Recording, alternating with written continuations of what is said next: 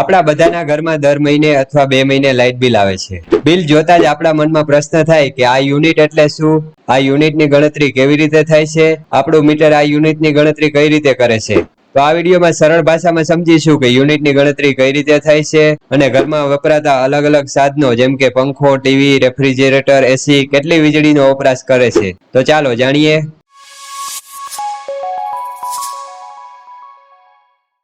નમસ્કાર મિત્રો, હું છું વિજય રાણાવાયા અને સ્વાગત છે તમારું આપણી ચેનલ જીબી ગુરુ પર, જ્યાં તમને પીજીવીસીએલ, ડીજીવીસીએલ, એમજીવીસીએલ અને યુજીવીસીએલ વિશેની માહિતી મળતી રહેશે. તો અમારી ચેનલને સબસ્ક્રાઇબ કરી લેજો. હવે સૌથી પહેલા સમજીએ કે યુનિટ એટલે શું. લાઇટમાં એક યુનિટ એટલે 1 kWh એટલે કે 1 કિલોવોટ અવર્સ. વીજળીના એક યુનિટને ટેકનિકલ ભાષામાં kWh એટલે કે કિલોવોટ અવર કહેવાય છે. આ યુનિટની ગણતરી કરવા માટે એક ખૂબ જ સરળ સૂત્ર છે, જે જોઈ લઈએ આપણે. યુનિટની ગણતરી કરવા માટેનું સૂત્ર તમે તમારી સ્ક્રીન ઉપર જોઈ શકો છો.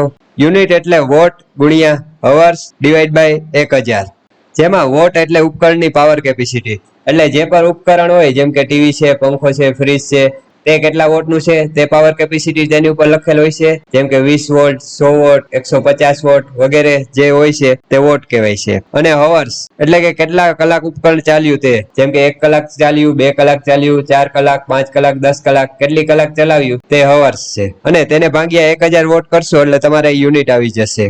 એટલે આ સૂત્રની મદદથી આપણે કોઈ પણ ઉપકરણ કેટલા યુનિટ વપરાશ કરે છે તે આપણે જાણી શકીએ છીએ. તો આ સૂત્ર યાદ રાખી લેજો. યુનિટ એટલે વોટ ગુણ્યા અવર્સ ભાગ્યા 1000 એટલે તમારે યુનિટ આવી જશે. તો ચાલો આપણે આને એક સરળ ઉદાહરણથી સમજીએ. ધારો કે આપણા ઘરમાં એક સામાન્ય પંખો જે 75 વોટનો છે. જો આ પંખો ઘરમાં સતત 24 કલાક ચાલુ રહે તો કેટલા યુનિટ વપરાશ કરશે? તો સૂત્ર મુજબ ગણતરી કરીએ તો 75 વોટનો પંખો છે એટલે 75 ગુણ્યા 24 કલાક ચાલ્યો એટલે 24 ડિવાઈડ બાય 1000 એટલે ભાગ્યા 1000 કરવાના રહેશે. એટલે 75 ગુણ્યા 24 કરશો એટલે 1800 આવશે ભાગ્યા 1000 એટલે ટોટલ યુનિટ આવશે 1.8. એટલે કે જો 75 વોટનો પંખો આખો દિવસ એટલે કે 24 કલાક ચાલુ રહે તો 1.8 યુનિટ વીજળીનો વપરાશ કરશે. તો આ જ રીતે તમારું મીટર પણ સતત યુનિટની ગણતરી કરતું રહે છે અને મહિનાના અંતે કુલ યુનિટ બતાવે છે અને તેના આધારે તમારા બિલની ગણતરી થાય છે. હવે તમને યુનિટની ગણતરી સમજાઈ ગઈ હશે. તો ચાલો જાણીએ કે આપણા ઘરના વપરાતા અન્ય મહત્વની ચીજ વસ્તુઓ કેટલા વોટની હોય છે અને તે કેટલો વપરાશ કરે છે. તેના ઉદાહરણ જોઈ લઈએ. સૌથી પહેલા જોઈએ કે 9 વોટનો એલઈડી બલ્બ જો 1 કલાક ચાલે તો 0.009 યુનિટ વપરાશ કરે, અને જો 9 વોટનો એલઈડી બલ્બ 24 કલાક ચાલે તો 0.216 યુનિટનો વપરાશ કરશે. જે તમે યુનિટની ગણતરી અહીં જોઈ શકો છો. વોટ ગુણ્યા કેટલા કલાક ચાલ્યું તે મુજબ તમે ગણતરી કરી શકો છો. હવે નેક્સ્ટ જોઈ લઈએ. તે જ રીતે જો 20 વોટનો એલઈડી બલ્બ 1 કલાક ચાલે તો 0.020 યુનિટનો વપરાશ કરશે, અને 24 કલાક ચાલશે તો 0.480 યુનિટનો વપરાશ કરશે. નેક્સ્ટ જોઈએ 120 વોટનું ટીવીનું જોઈએ. 120 વોટનું ટીવી જો 1 કલાક ચાલે તો 0.120 યુનિટનો વપરાશ કરશે, અને જો ટીવી 24 કલાક ચાલે તો 2.88 યુનિટનો વપરાશ કરશે.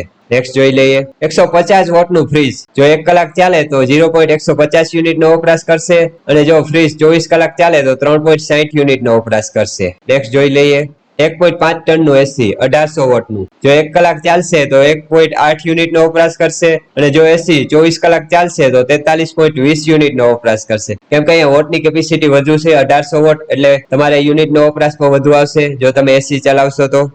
તો હવે તમને અંદાજ આવી ગયો હશે કે કયું સાધન કેટલી વીજળી વપરાશ કરે છે. પણ જો તમારે દર વખતે આવી ગણતરી જાતે ન કરવી હોય તો તમારા કામને એકદમ સરળ બનાવવા માટે અમારી વેબસાઇટ gbguru.in ઉપર એક ટૂલ બનાવેલ છે, જેની મદદથી તમે કોઈ પણ ઉપકરણ કેટલી વીજળીનો વપરાશ કરે છે તે તમે ગણતરી કરી શકશો.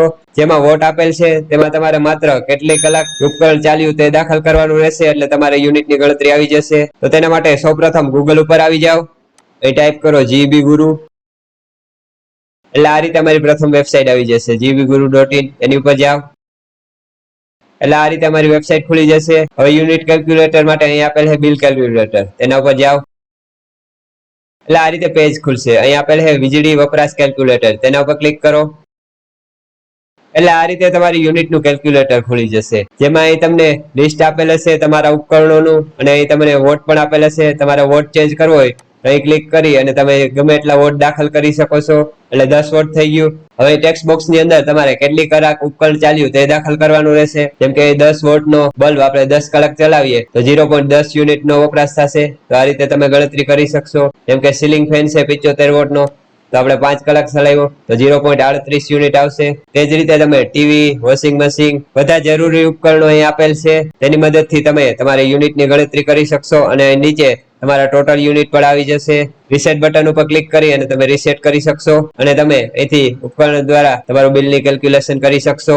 આ સિવાય પણ અમારી વેબસાઇટ પર તમે જોઈ શકો છો જેમાં આપણા ઘરમાં વપરાતા મુખ્ય વીજ ઉપકરણોનું લિસ્ટ આપેલ છે, જેમાં તેના વોટ અને 1 કલાકનો વપરાશ અને 24 કલાકનો વપરાશ આપેલ છે.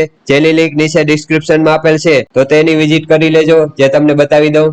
તો આ રીતે આર્ટિકલ આપેલ છે યુનિટ એટલે શું, જેમાં તમને યુનિટ વિશેની માહિતી આપેલ છે, યુનિટની ફોર્મ્યુલા આપેલ છે અને ઇમેજ આપેલ છે, જેમાં ઘરમાં વપરાતા મુખ્ય ઉપકરણો અને તેના 1 કલાકનો અને 24 કલાકનો વપરાશ આપેલ છે. જેમ કે LED બલ્બ 9 વોટનો હોય છે તો 1 કલાકનો વપરાશ અને 24 કલાકનો વપરાશ આપેલ છે. ઘરમાં વપરાતા મુખ્ય બધા ઉપકરણોનો વોટ આપેલ છે, 1 કલાકનો વપરાશ અને 24 કલાકનો વપરાશ અહીં આપેલ છે. તો આ આર્ટિકલની લિંક તમને ડિસ્ક્રિપ્શનની અંદર આપેલ છે, તો આ આર્ટિકલની વિઝિટ કરી લેજો. તો હવે તમને સમજાઈ ગયું હશે કે યુનિટની ગણતરી કઈ રીતે થાય છે. તો જો આ વિડીયો ઉપયોગી લાગ્યો હોય તો વિડીયોને લાઈક કરો, બીજા સાથે શેર કરો અને આવા જ જીબીને લગતા નવા વિડીયો જોવા માટે અમારી ચેનલ જીબી ગુરુને સબસ્ક્રાઇબ કરો. અને ટૂંકમાં નવી માહિતી મેળવવા માટે અમને ઇન્સ્ટાગ્રામ અને ફેસબુક ઉપર પણ ફોલો કરી શકો છો @GBGuru પર. અને વધુ માહિતી માટે અમારી વેબસાઇટ gbguru.in ની વિઝિટ કરી શકો છો. Thank you.